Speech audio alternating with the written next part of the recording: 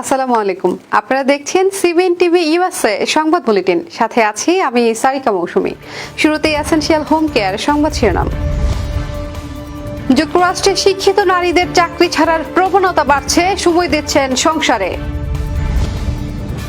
যুক্তরাষ্ট্রে অ্যাসাইলেম ও ইমিগ্রেশন ফিতে নতুন নিয়ম, সতর্কতা অবলম্বনের পরামর্শ বিশেষজ্ঞদের। ইউক্রেনে সেনা পাঠাবে না যুক্তরাষ্ট্র, দিবে নিরাপত্তা সহায়তা। এবং নিউ ইয়র্কের উডসাইডে 58 ম্যানর পার্টি হল অ্যান্ড রেস্টুরেন্টের যাত্রা শুরু। শুনছিলেন এসেনশিয়াল হোম কেয়ার সংবাদ শিরোনাম। এবারে বিস্তারিত। যুক্তরাষ্ট্রে 2025 সালের জানুয়ারি থেকে জুলাই পর্যন্ত প্রায় 2,12,000 নারী চাকরি ছেড়েছেন। একই সময়ে নতুন কর্মজগতে প্রবেশ করেছেন 44,000 পুরুষ। পরিসংখ্যান থেকে দেখা গেছে, বিশেষ করে শিক্ষিত ও উচ্চ পদস্থ নারীরা সচেতনভাবে চাকরি ছাড়ছেন এবং সময় দিচ্ছেন পরিবার ও সংসারের দায়িত্বে। নিউ ইয়র্ক টাইমসের সাংবাদিক ইসি লাপাভস্কি এটিকে পাওয়ার পজ বা ক্ষমতায়নের পথে বিরতি হিসেবে ব্যাখ্যা করছেন। তার মতে, অনেক নারী এখন চাকরিকে সবথেকে গুরুত্বপূর্ণ বিষয় হিসেবে দেখছেন না, বরং নিজের অগ্রাধিকার, সন্তান পালন এবং নতুন উদ্যোগে মনোযোগ দিচ্ছেন। মহামারীর পর এই প্রবণতা আরো বেড়েছে। অনেক নারী সন্তানদের সঙ্গে সময় কাটানো বা ঘরে বসে কাজ করার সুযোগ খুঁজছেন। এটি বাধ্যতামূলক নয়, বরং সচেতন সিদ্ধান্তে নেওয়া পদক্ষেপ হিসেবে দেখা হচ্ছে। এ ধরনের পরিবর্তন শিক্ষিত নারীদের জন্য নতুন জীবনধারার দিক নির্দেশ করছে, যেখানে কর্মজীবন এবং ব্যক্তিগত অগ্রাধিকারকে সমন্বয় করার চেষ্টা করা হচ্ছে। যুক্তরাষ্ট্রের ইমিগ্রেশন প্রক্রিয়ায় নতুন নিয়ম ও ফি চালু হয়েছে। অভিবাসন বিশেষজ্ঞ মোহাম্মদ এন মজুমদার বলেছেন, এখন থেকে অ্যাসাইলাম ফাইল করতে $100 ফি, ওয়ার্ক পারমিট আলাদা ফি এবং কেস ধরে রাখার জন্য বার্ষিক ফি দিতে হবে। তিনি আরো বলেন, অ্যাসাইলাম আবেদন ভালোভাবে প্রমাণসহ করা না হলে তা বাতিল হতে পারে। অভিজ্ঞ আইনজীবীর সাহায্য নেওয়া প্রয়োজন। এক্সপার্ট সাক্ষ্য থাকলে ভালো প্রমাণের অভাবেও আবেদন গ্রহণযোগ্য হতে পারে। এর পাশাপাশি জুভেনাইল গার্ডিয়ানশিপ ও চাইল্ড স্ট্যাটাস প্রোটেকশন এর মাধ্যমে পরিত্যক্ত বা সমস্যাজনক পারিবারিক পরিস্থিতিতে থাকা শিশুদের জন্য গ্রিন কার্ডের সুযোগ রয়েছে। দীর্ঘমেয়াদে ডিপোর্ট হওয়া বা চলমান মামলা থাকলে ক্যান্সেলেশন অব রিমুভাল সুবিধা পাওয়া যেতে পারে। মজুমদার সতর্ক করেছেন, ইমিগ্রেশন প্রক্রিয়া জটিল হওয়ায় নিজস্ব আইনজীবীর মাধ্যমে পরিকল্পিতভাবে আবেদন করা উচিত। যুক্তরাষ্ট্রের প্রেসিডেন্ট ডোনাল্ড ট্রাম্প জানিয়েছেন, যুদ্ধ পরবর্তী পরিস্থিতিতে ইউক্রেনে যুক্তরাষ্ট্র সেনা পাঠানো হবে না, তবে দেশটি ইউক্রেনকে নিরাপত্তা সহায়তা প্রদান করবে।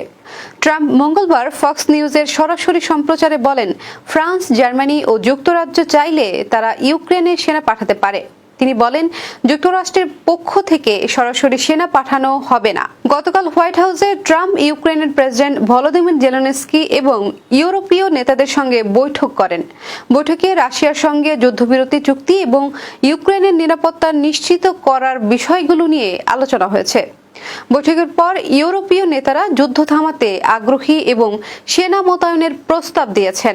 সামাজিক যোগাযোগ মাধ্যমে যুক্তরাজ্যের প্রধানমন্ত্রী কিয়ার স্টারমার জানিয়েছেন, বৈঠকে ইউক্রেনের নিরাপত্তা এবং রুশ প্রেসিডেন্ট ভ্লাদিমির পুতিনের সঙ্গে সম্ভাব্য বৈঠক নিয়ে অগ্রগতি হয়েছে। নিউ ইয়র্কের বহুজাতিক শহর কুইন্সের উডসাইডে আনুষ্ঠানিকভাবে যাত্রা শুরু করেছে 58 manor party hall and restaurant.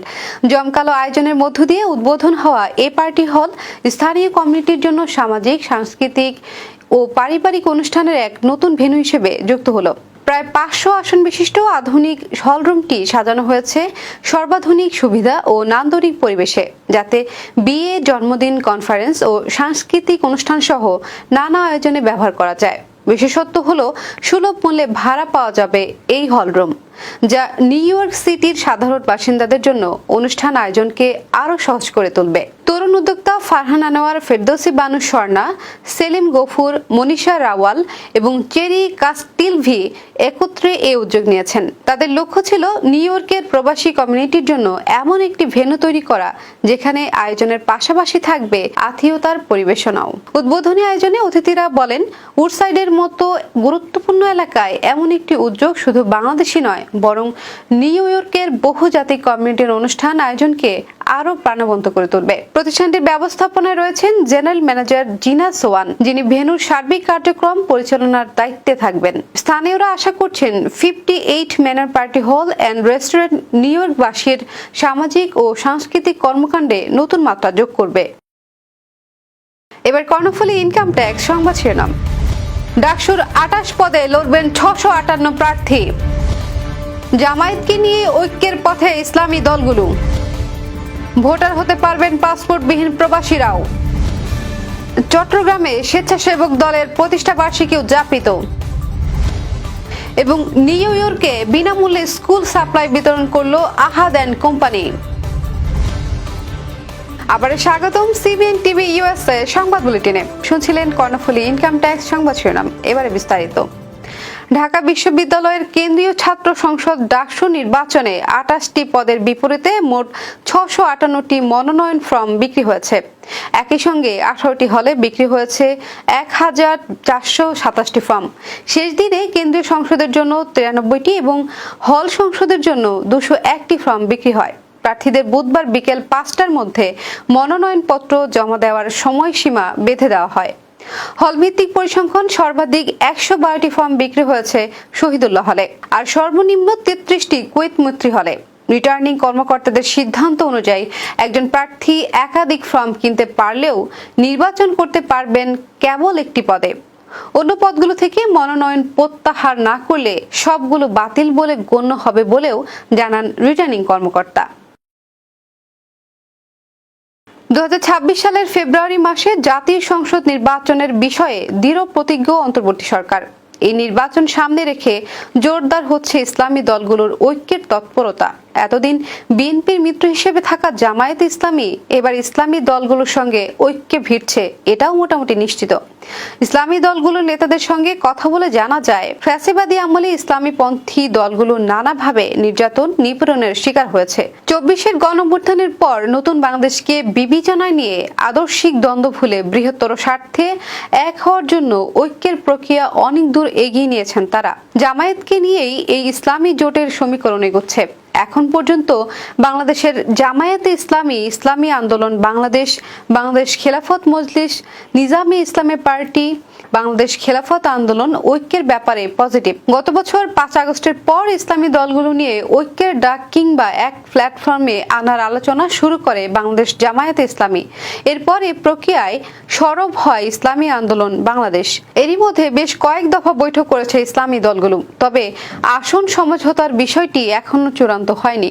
আপাতত প্রতিটি দল নিজস্ব সাংগঠনিক কর্মকাণ্ডে সক্রিয়। সামগ্রিক ঐক্যের ব্যাপারে তারা আশাবাদী। প্রবাসীদের ভোটার নিবন্ধনে পাসপোর্ট সংক্রান্ত জটিলতা দূর করেছে নির্বাচন কমিশন। এখন থেকে পাসপোর্ট না থাকলেও প্রবাসীরা ভোটার হতে পারবেন।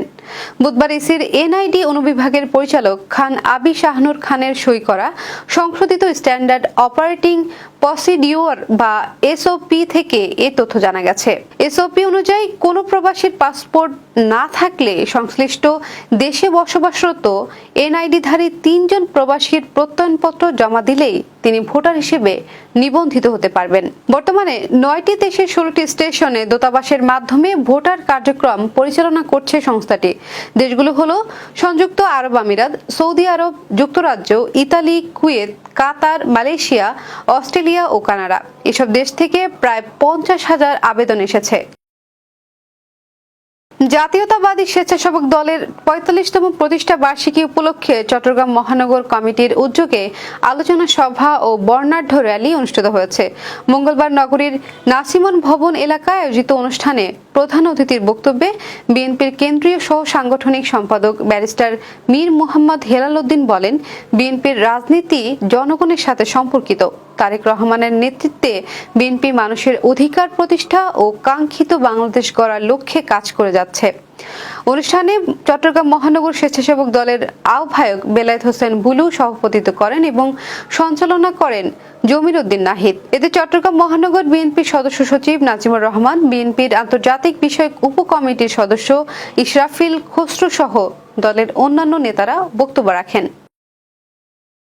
নিউ ইয়র্কে নতুন শিক্ষাবর্ষকে সামনে রেখে আহাদ অ্যান্ড কোম্পানির উদ্যোগে বিনামূল্যে স্কুল সাপ্লাই বিতরণ কর্মসূচি অনুষ্ঠিত হয়েছে। গত 19 আগস্ট ব্রঙ্কসের ওয়েস্টচেস্টার এভিনিউতে এই আয়োজন সম্পন্ন হয়। Third annual community backpack giveaway কর্মসূচিতে প্রতিষ্ঠানটি শতাধিক শিক্ষার্থীকে প্রয়োজনীয় স্কুল ব্যাগ বিতরণ করেন। স্থানীয় অভিভাবকরা এই উদ্যোগকে সাধুবাদ জানান এবং প্রবাসী শিশুদের শিক্ষার সহায়ক ভূমিকা পালনে আয়োজকদের ধন্যবাদ জানান। আয়োজক প্রতিষ্ঠান জানায়, প্রবাসী শিক্ষার প্রসার ঘটাতে ভবিষ্যতেও এমন উদ্যোগ অব্যাহত থাকবে। দর্শক, এই ছিল সিবিএন টিভি ইউএসএ সংবাদ বুলেটিনে। শেষ করছি, পরবর্তী বুলেটিন দেখার আমন্ত্রণ জানিয়ে এতক্ষণ সাথে থাকার জন্য ধন্যবাদ সবাইকে।